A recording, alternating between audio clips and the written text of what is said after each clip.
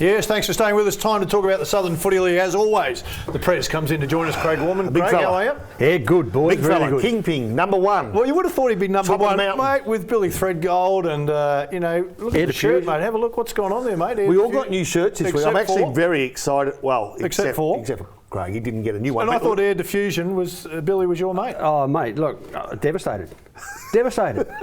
But I'm sure They there's look one. good, don't they? I'm sure there's one in the pipeline. There's one in the pipeline. They said they need a bit more material for yours, That's mate. it. But we won't go there. Now, the Headspace game of the week, mate. Of course, the Battle of the Hills and the Valley was a big game. Flaggies came out on top. Oh, mate, they're on fire, Flagstaff Hill. Again, Happy Valley are struggling a little bit at the moment with injuries. Played a lot of kids, but they certainly got shown how to play footy. The Baxter Cup? Yeah, the Farrell Baxter Cup is the trophy that was up for grabs. Interesting that this is only the second time that Flagstaff Hill have actually won it. First time last year. But I think Happy Valley get to seek a little bit of revenge in about 6 weeks' time, just leading into the finals. And there's another game at Flagstaff Hill. You mentioned injuries, and that's a big part of just where clubs and teams are situated at the moment. It's midway through the year. Depth. We've spoken about it. Muddy conditions. It's cold. A bit of depth is tested. Well, in actual fact, it's hard work. We haven't had a lot of muddy conditions. Well, surprisingly enough, we haven't, and I'm sure it's just around the corner. But you know what? This time of the year, sometimes For 2 weeks now, it's been just around the corner. we're in the middle of winter, and I still can't believe it. I keep on expecting it's going to come down corner this that you weekend. go around. it's a big U-turn, mate. And you know what happens? It's very true, though. It's very true what you're saying about me, because every week I watch the news and they're saying It's coming. the big wet's on the way. So I keep on saying it's on the way. It's missed us, mate. It's all on East Australia. And you know what too? You get up on a Saturday morning at the moment. It's it's almost finals-like. It's crisp in the morning. It opens up to blue skies.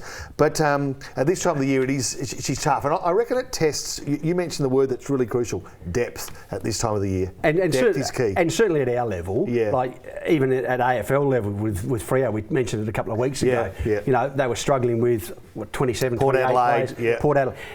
As you go down the food chain, so to speak, it's critical. And again, our stronger clubs have the soldiers, so to speak, to fill the void. Whereas some of the lower clubs don't. If they get some injuries to key players, they tend to struggle a little bit. Right, let's talk about the games this week, the ones that will struggle and the ones that don't. Of course, the Tribe FM game of the week, Brighton, Happy Valley. Who's your tip? On Brighton's form, they beat Christie's pretty comfortably last week. Back at Brighton Road, they're hard to beat down there, so you'd have to tip Brighton in that one. But in saying that, Happy Valley will pick up a couple from injury, so hopefully they'll be a little bit better. All right, this other week. games? Other games, we've got Christie's Beach versus Morpeth Vale. Morpeth Vale on a bit of a purple patch at the moment, having knocked off Frenella and Brighton. Had another good win over Morphy Parks last week.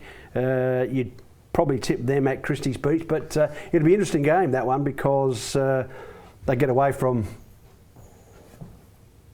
Wheat Shift Road. Yes. And I'm alluding to Unley, where Sturt at Unley are very hard to beat on a small confined paddock, so to speak. Morpeth Vale very much the same at Wheat Shift Road. They go out to John Bice Oval at Christie's Beach, which is a bit of space and whatever. Like going to Elizabeth. Just about for as far as ground. for Morpeth Vale. So Christie's not without their chance. They'd have to start well, but as I say, Morpeth Vale in that one.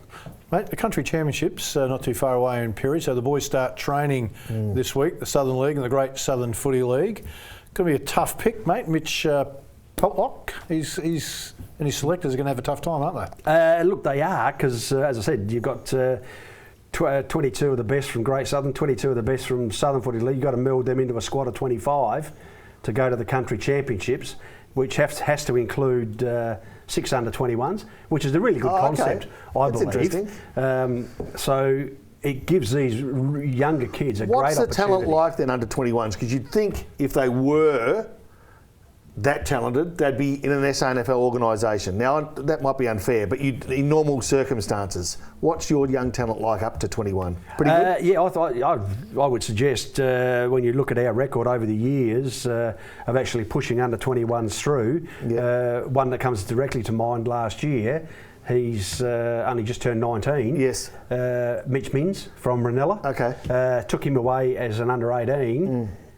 to Port Augusta last year. Yes. And came back and is now on the Crow supplementary list. Yeah, and you know what? I say my observation might be unfair because sometimes if you baby them through junior grades and they get straight to big men, it's hard work.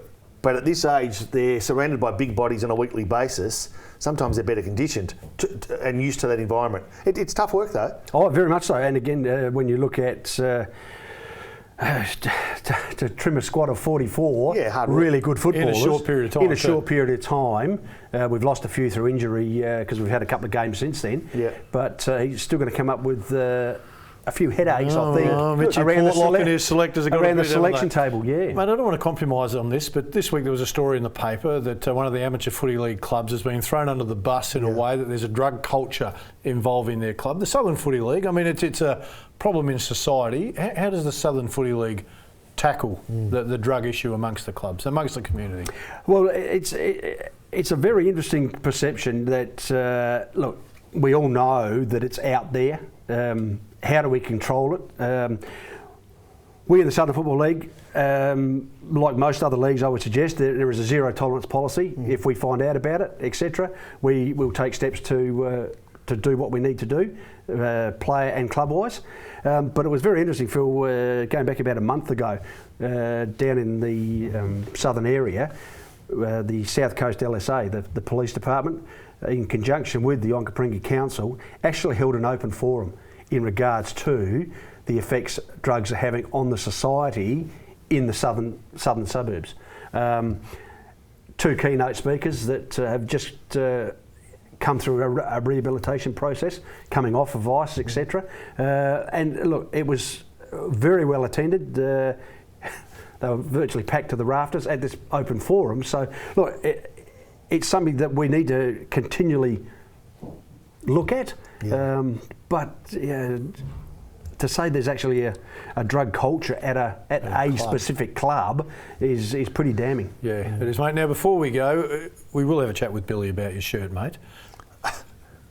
What size do we need to get you? 2X. 2X would be fine? 2X would be fine. Mate, always good for you to come in, Craig. It's going to be a great weekend of footy too, mate. Make it 3. Make it 3. I haven't listened to it. Stay with us. There is some of the big names on South Australian sport still to come. Back in a moment.